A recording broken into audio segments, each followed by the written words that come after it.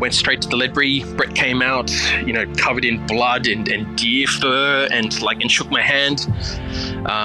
With his still at the time had a very Aussie accent, and sat me down and said, "Look, I'm just going to cook for you. If this is the food that you want to learn how to do, you've got a job." This is the Deep in the Weeds podcast. I'm Anthony Huckstep. Restaurants at the higher end are an amazing form of escapism from everyday life, a moment to be transported for a few hours into a magical experience. But what does finer dining look like in 2023? Billy Hannigan is the executive chef of the Charles Grand Brasserie and Bar in Sydney. Billy, how are you? Good, Anthony. Yourself? Good. It's good to get you on the show. You're in control of a stunning-looking establishment that's emerged in the last year. What's it been like? It's been really, really good, actually. As far as any restaurant opening, anybody will tell you they're probably the best and worst things in the world. They're fun, they're stressful. Opening anything from scratch, from choosing the plates to the cutlery to the glasses to writing the menu, even designing the kitchen. It's always, it's a very, very rewarding project to be a part of. Well, it's really at that finer end of dining. And, at the beginning of the pandemic a couple of years ago, there was sort of whispers of, was it the end of fine dining and would comfort food take over? What was it like for you being part of building this from the ground up and launching such an extravagant sort of offering? Were you nervous about it? I think you're always going to be nervous, about opening something as big and as grand as this. A lot of the conversations that we had with the guys in the whole process was, yes, we wanted a big, beautiful, grand brasserie and the chandeliers and the bright lights and the marble and the brass and the copper, but we wanted all that without the fuss. We kind of, I guess, the way that we've written the menu is we want it to be elegant. At the same time, we want it to be delicious, but without that fine dining kind of, you might sit down and you're uncomfortable from get-go. We want people to be comfortable, and that's really, really important to us. Oh, that's really interesting, because I think fine dining in Australia is a little different to that in Europe, and we like things a little bit more comfortable and less pomp and ceremony. You've had experiences overseas as well. How do you see Australian sort of top-end dining? I think it's I've been in the industry now for almost 20 years. I think back when I was an apprentice at the Bennelong, there was Key, there was Aria, there was Tetsuyas, there was Mark at the time. These were the grand restaurants of Australia. I think as time sort of come through, that there aren't as many fine dining restaurants in Sydney and or Australia. I don't know if people want to eat like that anymore. I think people, like I said, I think being comfortable is important, and obviously the food needs to be delicious, but look, whether it's got to do with inflation or, I think, people don't necessarily want to go out and have to commit to a $350 tasting menu on a Tuesday night. There's surely that market is there for some people, but I think, in my opinion, I think fine dining is just slowly but surely just come away in the last 10 to 15 years. But I guess when we opened the Charles, we did kind of want to bring a little bit of that back in, but at the same time, just not have it as refined as some restaurants do have it. Well, I want to explore how you strike a balance there and do what you do. It's getting such a huge name for itself in such a short period of time. But take us back to when you were young. What sort of role did food play in your family? So I started cooking when I was about 11. My sister and I used to go back and forth from our mum and dad's house at the time. And Dad was an amazing cook, still is. Mum at the time wasn't a great cook. So we'd spend half the week, my sister and I, with my dad, and we'd have these lovely dinners and these great packed lunches. It might be down to something as simple as like a nice Nutella sandwich and a juice box and some fresh fruit and a yogurt. And then we'd get to Mum's house, and for lunch she'd pack us like a ham sandwich with like alfalfa sprouts and peas. Sure, maybe they're delicious for for rabbits, but it wasn't. We'd kind of obviously love looking forward to going to see mum, but then weren't looking forward to having the packed lunches or. I think mum was famous for putting peas in a lasagna, which, sure, like if you can commit to it and make a delicious, like green, vegan, vegetarian lasagna, great. But mum didn't always sort of pull it through. So I guess I started getting more interested in it because look, not to throw shade at mum, I just kind of wanted to eat nice dinners or have like a nice, beautiful ham sandwich at school, maybe something as simple as that. So I guess I just started watching, I think at the time, like the Naked Chef, Jamie Oliver was just really, really sort of starting to come through. So we were fortunate back then that we had Foxtel, so we had all the food channels. And then, just would sort of get home from school and instead of watching cartoons, would just throw on a little bit of Jamie if I had the time. And I think I just really, really kind of took that on. Even still to this day, I'm just looking at my bookshelf now. I've still got a few Jamie books, and obviously credit to the guy. He's done so well for himself. But just I think that style of cooking, it was quite rustic. There is no fuss. Like he just make like a broccoli and anchovy pasta, and I'm not going to peel the garlic. I'm just going to crush it straight away and just put it straight into the pasta, sort of thing. So I think I really kind of took that on and tried to incorporate, pastas and little bits and pieces that Jamie would do for my mum. And then when I'd sort of get back to dad's, then obviously just take a couple of days off, then get back to mum's, and then start practicing all those kind of pastas and bits and pieces. So mum was a teacher back then, so she'd get home from work and just was, no worries, just do whatever you want, like it's, she was famous for saying that on her day to cook was the takeout night. So we'd get Thai or Indian or anything like that. But so I started cooking, just doing dribs and jabs when I was about 11 or 12. And then just sort of took more interest in it as school kind of went on. I went to school over at Ashwood Boys High School, which was amazing. But I think when I was about 15 years old, you sit down. I was in year 10, sat down with the careers advisor, and you've obviously got that option to continue on to 11 and 12 and do the HSC. But I think I've been quite lucky from an early age. I knew exactly what I wanted to do. I was, I've still got friends this day that that's like career-wise, they're not too sure what they want to do. I think I was lucky when I was at school. I was doing extra sort of cooking courses up at North Ryde TAFE. I was pretty confident. Like school was great, my grades were great, but I don't think I needed to go to 11 and 12 at the time. And again, that was back in the day where they were really sort of like pushing apprenticeships and trying to get more people in the workforce, I guess, whether you're going to be a sparky or a chef or a plumber or, something like that. So, just had a good sit down with the family, and mum being a teacher kind of really supported the idea as far as, she knows the whole like apprenticeship scheme, and they're trying to get more people into the workforce. So we decided that I would not go to year 11 and 12 and then go and start an apprenticeship. Where did you first get your foot in the door? What was the sort of venue and experiences that you had as a young chef? So I was very, very, very fortunate. My careers advisor had set me up with a company called HTN, Hospitality Network. They're still around to this day. And they put me in touch with Guillaume Brahimi at the Opera House. So I didn't realize it at the time, but I went for a trial. And again, like I'm 15 years old.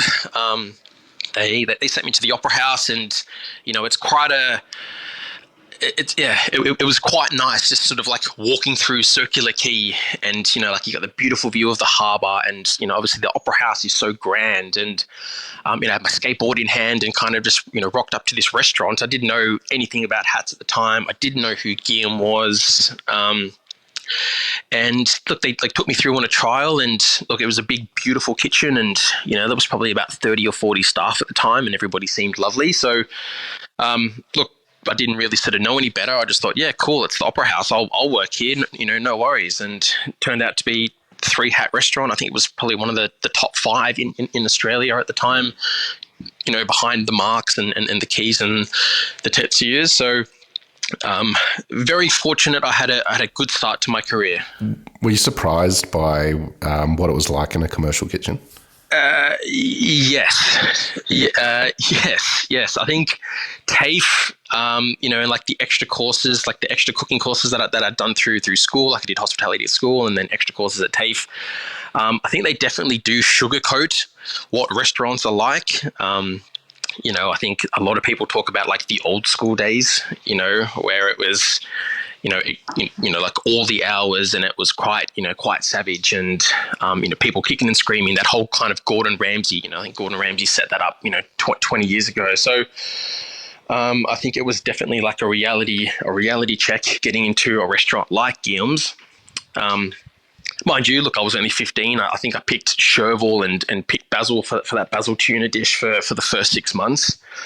And just kind of had my head down and did my, I think I was only on 30-something hours at the time. And it was, I ended up spending the next 4 years there, which was great. I know definitely put me in the right direction. I was going to TAFE with some people that were working at Bankstown RSL, and like they would be in the TAFE class. I think the TAFE class dropped 70% in the first 3 months, just because. And it's quite. Look, I mean, I'm not too sure about these days, but it was quite common. Just the TAFE class just kept getting smaller and smaller and smaller and smaller because.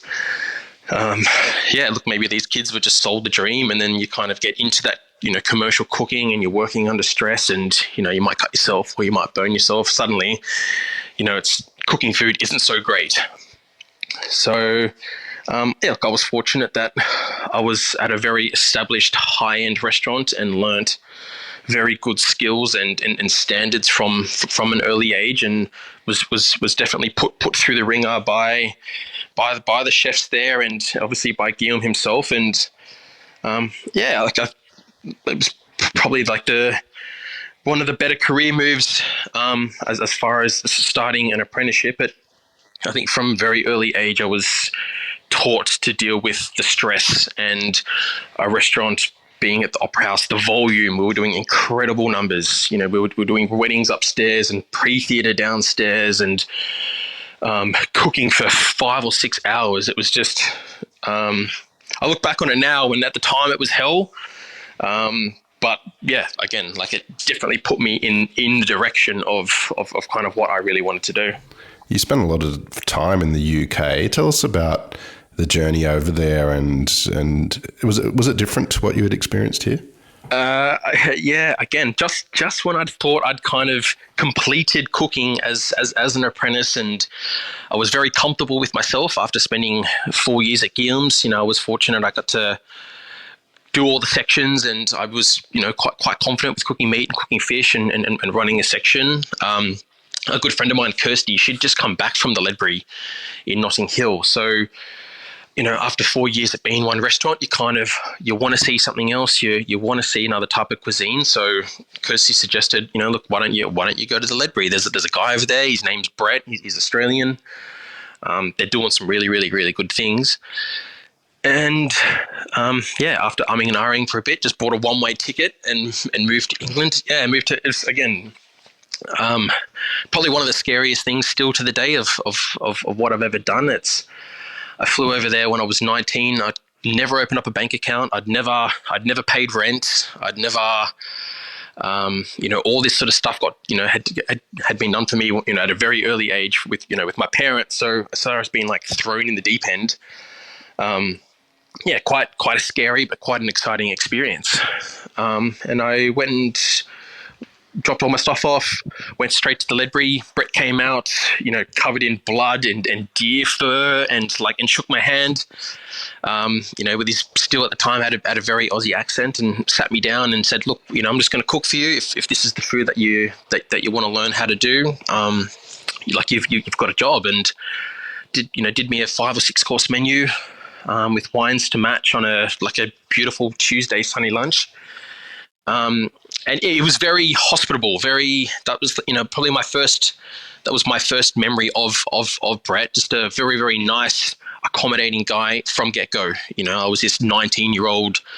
I think my hair was bleached at the time. I don't think I had my skateboard at the time, but just this very like naive kind of young chef. And look, maybe Brett had saw a little bit of him inside me, and ended up spending the next 6 years, almost 8 years on and off. Tell us a little bit about the produce over there. It's quite different to Australia. Was there anything that really stood out for you in your time at the Ledbury? I think like the seasonal changes. England sure had some nice stuff, but we used to get a lot. We used to get 3 deliveries a week from France. We used to get tomatoes and lemons from Italy in the season. It was really quite unique. We get certain days, certain vegetables would come in. Brett was kind of known for, we do sort of one dish. For example, it might be like a bean salad with foie gras and almonds, but the fruit, it would be on for probably 4 or 5 months, but the fruit would change, all through summer. It would start with nectarines, and then it would go to peaches, and then it would go to yellow peaches, and then white peaches, and then plums and sugar, it would just kind of transition all the way into winter. So, I think more as far as vegetables, I think like game season is amazing and very unique to that whole sort of European dining. That's one thing that I know a lot of us young Aussie chefs would go to England or would go to Europe, is because Australia doesn't quite have access to say like grouse or beautiful types of different deer, whether it be Chinese water deer or I remember that kind of being like a real eye-opening experience, moving through the sections in the Ledbury, and then you'd get to the meat section, and same thing, just when you were kind of on your high horse and you'd been through all the stress and of learning how to prep these other sections. And because I think cold starters was just as hot as hot starters was just as hot as fish, and then sure enough the season would change, the menu would change, then cold starters would be just as hard as fish, and you'd kind of go through this kitchen every day.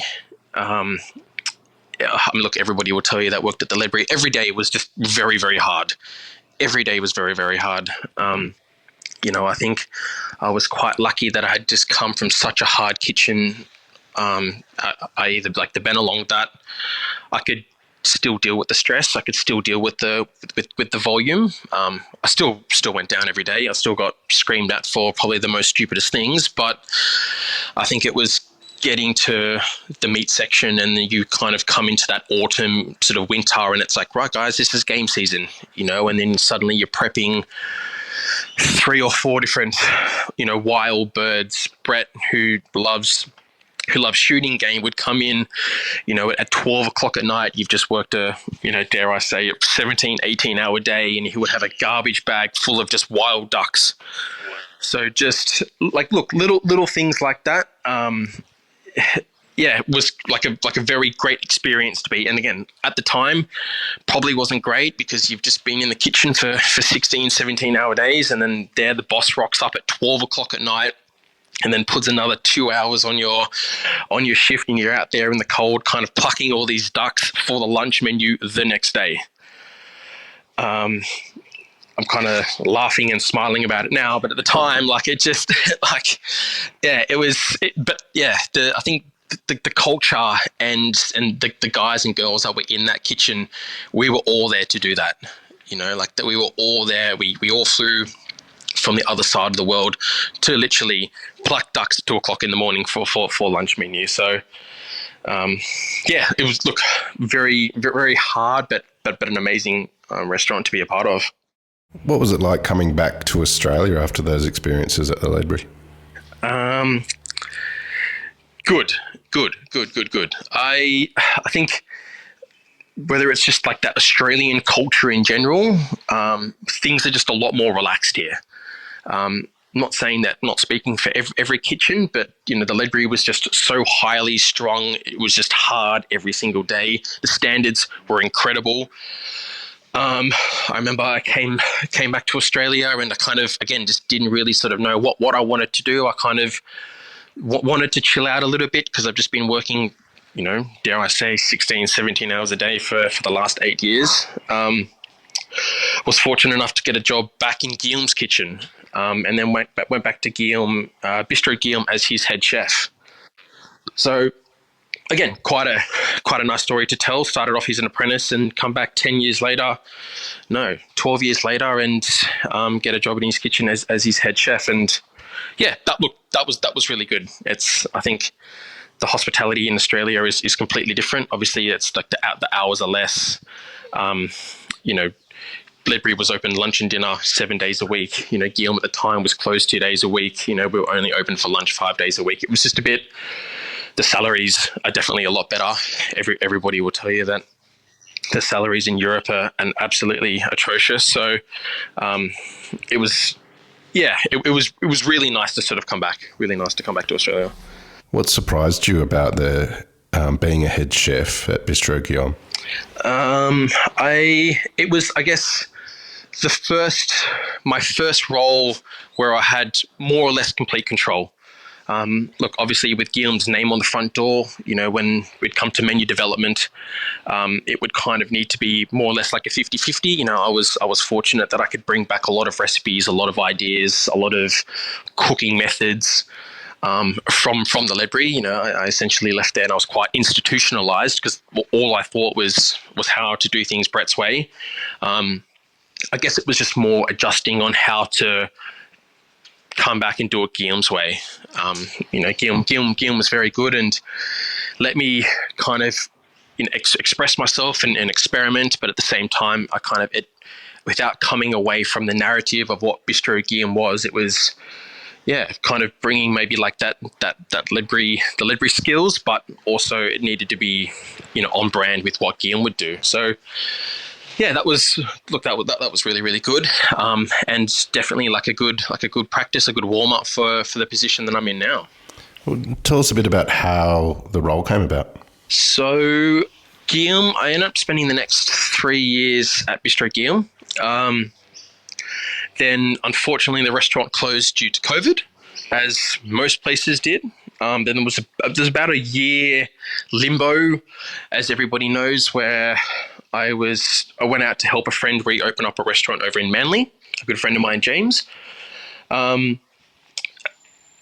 Sebastian Littard had reached out to a good friend of mine, Nick Hill, who's the head chef at Porcine, and approached him about a gig to open up Lulu, actually. And from what I understand, Nick turned down the offer, but gave Sebastian my number, and Seb reached out one day and said, "Hey, look, we've got this venue that we want to open up in North Sydney. It's going to be a French bistro. Would you be interested in?" And look, at the time I was just helping a friend out in Manly, which was also great, but look, sure, I wanted to get back into a head chef position. So sat down with Seb, and Seb gave me the pitch, and look, it sounded very on brand with what I'd just been doing at Bistro Guillaume, and I felt very comfortable in taking that role. What I wasn't ready for was the process that came with it. Normally for a chef to get a job, you're kind of put in the kitchen and you might be given a bunch of chives to cut, or you might be given a steak to cook, and you can kind of see how someone sets up their chopping board or how they handle themselves on a stove. You can kind of gauge someone's ability. So coming from that whole corporate background, Etimon Projects basically put me through the ringer. Yeah, proved to them that I'm the best person for this job. Then I had to cook for them, which was a great experience. Then I had to cook for the boss again. It was quite a lengthy experience. This job interview literally went for 3 months. Literally went for 3 months. I guess, look, Lulu was the first restaurant for this company. I guess they just wanted to make sure that they were hiring the right person. Hence all the interviews and having to cook for them twice. The first cook I think went really, really good, and my understanding was like the job, it was all high fives. Yep, Billy, everything's great. And then the owner of the company brought me back, and I had to do another meal for him. So yeah, look, eventually got the job, signed the contract, came away from Manly, and was kind of brought into that whole corporate environment. I think for the first 2 months with Etienne projects, working on this Lulu project, it just didn't put a chef jacket on, didn't wear an apron, didn't touch a knife.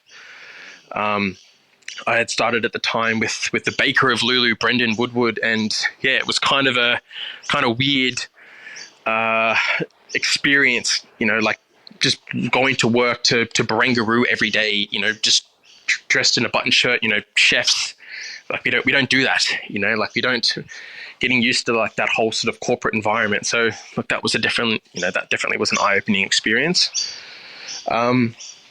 And worked on the Lulu project for about a year at the same time, battling with COVID and construction and council. I started on that project in February. We were supposed to open in June, July. We didn't get the restaurant open till December.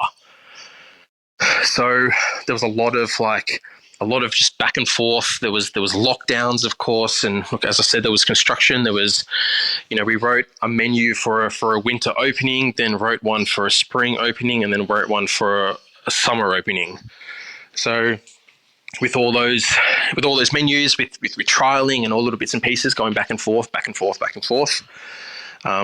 was quite a unique and tedious experience, I suppose. And then look, Lulu, we finally got Lulu opened in December last year, and sure enough, fate would have it, 3 days before the opening, I got COVID. So you would think like after a year of being on this project, I'd be able to be there for the first service, for the opening of the venue, and I was stuck at home. Rather annoying, but I eventually got back to the restaurant, and Lulu, has been doing really, really fantastic. Been awarded a chef's hat this year, which is fantastic. And a couple of months in, Sebastian comes to me and says, "Oh, look, we want to open up another restaurant. What do you think?" And kind of gave me the pitch and went through all the bits and pieces. And yeah, I didn't really have a reason to come away from Lulu. It was, look, it's like the team there is great. The people there is great. Like the culture, the food, it's absolutely delicious. But look, I think it's definitely something that I want to do a lot more in my career, is just open up restaurants and kind of be a part of that process. And look, like I said, it is stressful and it can be a bit tedious, but I think that's like the progression of the chef. You slowly but surely, you might be picking chervil and picking basil one day, to cooking meat the next, to kind of opening up restaurants and being part of that more of a corporate kind of environment. So that's something that definitely intrigues me. So yeah, came away from Lulu, and this is probably about after 6 months of opening, and started on the new project, which is of course the Charles. Tell us a little bit about the food and the offering that you have there. Is there a couple of dishes you can tell us about that kind of exemplify your cooking and what you're doing there? Yeah, so look, one thing that we have gone to market with is the aged duck a la presse. Now, look, so many restaurants in Sydney do a fantastic duck. Everybody loves duck. You could probably argue that duck pancakes with hoisin sauce is probably one of the most delicious things ever. What we make it unique is we have these beautiful brass. It's like a press contraption. So we age the duck, we glaze it, we actually blow air into the carcass of the bird to separate the skin from the meat, and then age the duck for 14 days, for 10 to 14 days, as most people do, to take that water content out. We want that skin to be crispy, and then for the preparation of the duck, we take the breasts off and we extract the juices from the carcass to make the sauce, which is like a very Michelin-starred French kind of way. There was talk about doing this tableside, which most places do, but I think with the logistics of the restaurant, there's not a lot of room. I think coming into December, we had close to 400 ducks on site. coming to probably one of the busiest ones. So it is a process, and we have 2 or 3 of us sort of prepping them at the time, and the whole sort of glazing process. So just one second, my dog keeps playing with the ball, and then it fell under the couch, and then it's just now she's crying, and it's kind of annoying. Okay, great. So look, in the end, all we do is we serve the duck on the plate, very, very simply with a delicious sauce. But I guess it's just like the process that goes behind it. There's a lot of thought. There's a lot of, again, very, very similar techniques to what we did at the Ledbury. Is brought to this duck process. But in the end, we just serve like a beautiful plate of sliced meat. We serve the legs on the side, and just a beautiful sauce made from all the blood and all the fat that comes out of the carcass when it's pressed to order. So if you are listening, I would definitely come for the duck if you do come to the Charles. It's such an amazing offering that you've created there and experience. What are you loving about what you're doing there? Look, it's not only just a beautiful restaurant. I think it was great that I had, opening Lulu was great. We did some fantastic things, probably in the experience. We did some not so fantastic things just because of COVID or just trying to work around with staff and culture and little bits and pieces. So I was quite fortunate that I had a practice run, so I was able to take all those great things that we did from Lulu and apply them to the Charles. So as far as a restaurant opening, although it is super hard, it was great that we kind of had a practice run. So we got some great staff. We got a really, really good team. I know a lot of guys in kitchens at the moment will say that there is like a shortage of chefs, and yes, it is very hard to sort of come across talented people and have enough of them. I think we were quite fortunate that we opened up the restaurant. We had a full team. I actually think I had about 3 or 4 more guys on the roster than what I needed. So it was just a comfortable opening. We didn't, Lulu, I think my first week I clocked 104 hours. I think my second week was 90 odd. Then my third week was 80 odd. I think the Charles, it was, we didn't do any more than say 50 or 60 from get-go, which is, 50 or 60 hours in a week is still a lot, but it's pretty standard for chefs. So, it already feels like a well-oiled machine. We do have a beautiful breakfast offering, which is,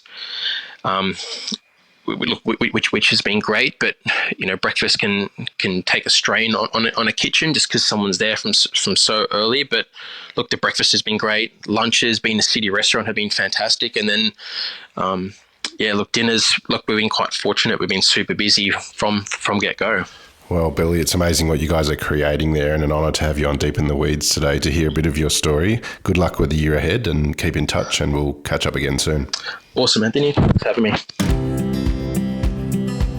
This is the Deep in the Weeds podcast. I'm Anthony Huckstep.